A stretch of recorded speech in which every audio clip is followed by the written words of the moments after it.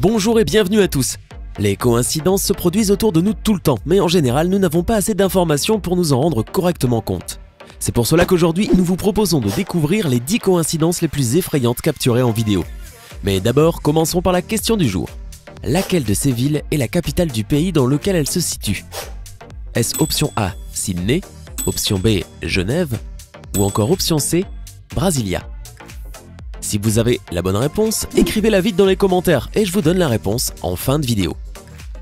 N'hésitez pas à liker la vidéo si elle vous plaît et si vous êtes nouveau sur la chaîne, n'oubliez pas de vous abonner et d'activer la notification pour ne rater aucune de nos prochaines vidéos. On commence.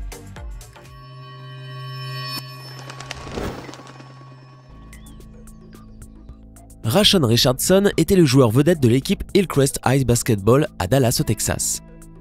Il était pratiquement impossible de l'arrêter et il pouvait facilement marquer 30 points en un seul match. Sa réputation légendaire d'athlète vedette a prospéré pendant 9 mois, jusqu'à ce qu'un jour, tout le monde découvre la vraie raison pour laquelle il était tellement meilleur que les autres. Rashawn était en train de tout donner comme d'habitude dans un match lorsque l'entraîneur de l'équipe adverse le reconnut. Le souvenir était flou, mais l'homme se souvenait avoir entraîné cet étudiant 7 ans auparavant. En réalité, Rashawn Richardson est loin d'être mineur. Il s'appelle en réalité Sidney Gilstrap Portley et a 25 ans. Le faux mineur a fait face à de nombreuses accusations pour s'être inscrit faussement dans une école secondaire, sans oublier les crimes graves découlant de sa présumée relation avec sa petite amie de 14 ans, qui n'avait malheureusement aucune idée sur son âge et son identité à l'époque. Ce qui est le plus incroyable, c'est que personne, des étudiants aux membres du corps professoral, ne le soupçonnait d'être beaucoup plus âgé qu'il ne le prétendait. Voici quelques séquences qui montrent que Sidney se confondait parfaitement dans ce milieu. Auriez-vous cru que ce garçon a 25 ans et non 17 ans?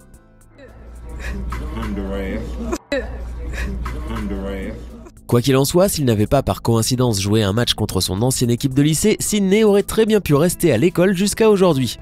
Après tout, il n'était pas prévu qu'il obtienne son diplôme de Hillcrest avant 2020. Qui sait, peut-être qu'un jour on découvrira quelque chose de semblable au sujet d'un élève qui fréquente votre école. Christina Carr est toute seule dans son vieux grenier, mais elle a l'impression d'être constamment surveillée. Elle décide donc de parler et d'inviter tout ce qui se cache dans l'ombre à se dévoiler. Is anybody in here with me? Il ne faudra pas attendre longtemps avant qu'elle ne reçoive une réponse. Celle-ci émane de la voix d'une femme plus âgée qui lui répond timidement par « Bonjour ». Oh, goodness. La voix semble alarmée et confuse, presque comme si elle demandait de l'aide. Christina continue de fouiller dans le grenier en posant des questions, jusqu'à ce qu'elle obtienne un autre signe potentiel sous la forme de sirène à distance.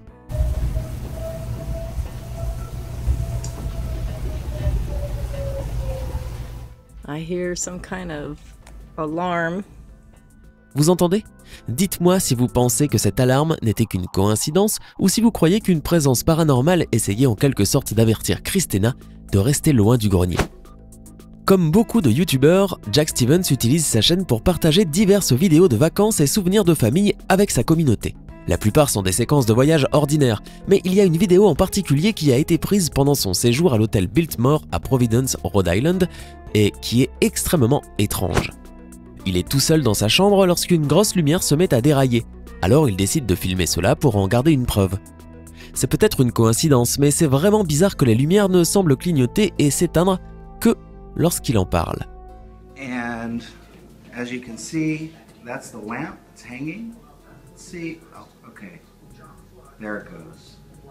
Did you see that? Je suppose que le dysfonctionnement électrique d'un vieil hôtel n'est pas si grave, mais ce n'est pas tout ce qui se passe. Quand Jack Stevens a fini de filmer toutes les autres pièces pour prouver qu'il est vraiment tout seul, il retourne dans la pièce principale pour constater que la lampe au plafond le fait maintenant toute seule. Elle continue de se balancer pendant 1 minute entière sans aucun signe de ralentissement. Même si c'était un fake et que quelqu'un d'autre était dans la pièce pour la déplacer, la lampe devrait à un moment s'arrêter de tourner en rond. Mais ce n'est pas le cas. Okay, so I don't know how it is doing this.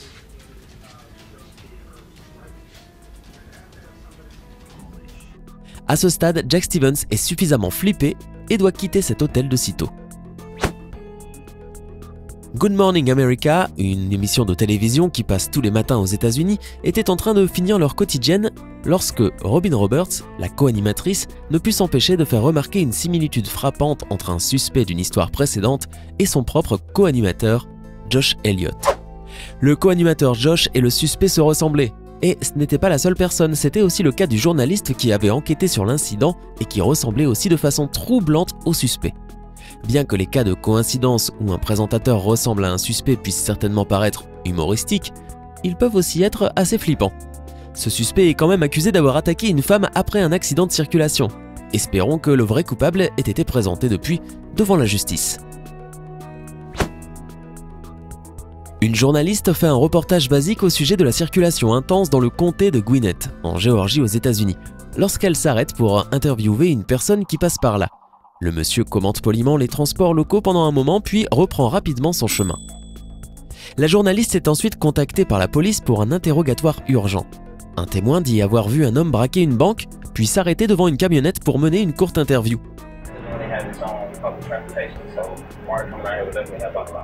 Les images d'entrevue que vous voyez ici, avec des photos d'une plaque d'immatriculation et maintenant les images de surveillance, étaient suffisantes pour que la police puisse l'arrêter. Ils ont identifié la personne, l'homme est Eric Rivers, qui a depuis été placé en détention. Ethan Menard et son ami sont en train d'explorer un long tunnel assez effrayant.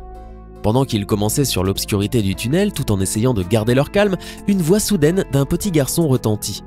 Le timing de cette petite voix effrayante est une coïncidence assez curieuse et morbide.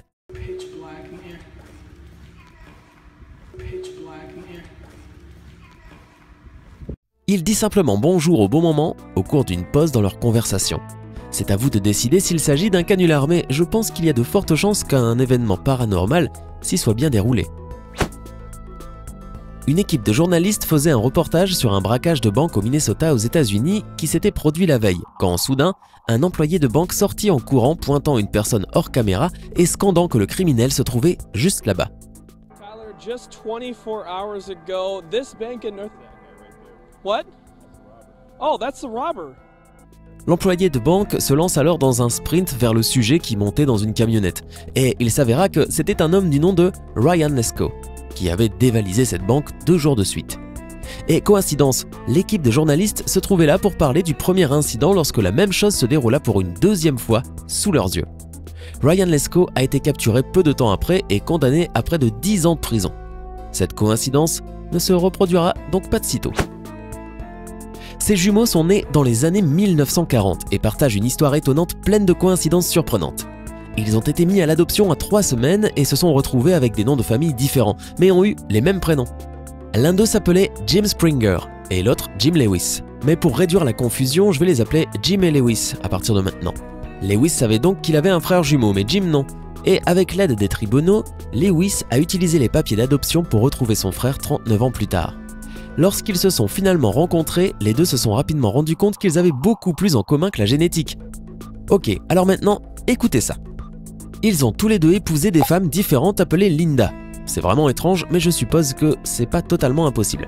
Mais ensuite, ils ont divorcé et se sont remariés avec 2 femmes différentes appelées Betty. Ils ont tous les deux des fils et les deux s'appellent James Allen.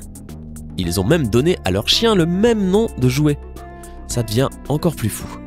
Malgré le fait qu'ils ne se soient jamais rencontrés durant la majeure partie de leur vie, les deux se sont impliqués dans l'application de la loi et ont même passé leurs vacances dans la même petite plage en Floride.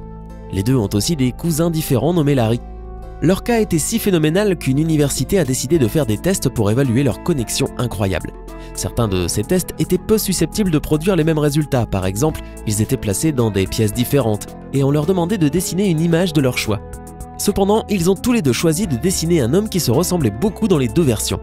Une autre expérience les a de nouveau isolés et leur a ensuite demandé d'inventer une histoire au choix. Eh ben, les deux, bien qu'ils se trouvaient dans des pièces séparées, ont inventé une histoire sur une famille travaillant dans un champ. Ces étranges coïncidences prouvent clairement que les jumeaux ont tendance à penser pareil, même lorsqu'ils sont gardés dans des environnements séparés. Laquelle de ces coïncidences vous a le plus terrifié? Dites-le moi en commentaire.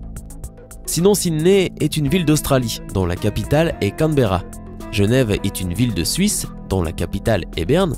Et c'est bien Brasilia qui est la capitale du Brésil. J'espère que vous avez été nombreux à trouver. Hey! amis, c'est tout pour aujourd'hui. Si vous avez aimé la vidéo, n'oubliez pas de la liker et de la partager avec vos amis. Et si vous êtes nouveau sur la chaîne, n'oubliez pas de vous abonner et d'activer la notification. Bye bye!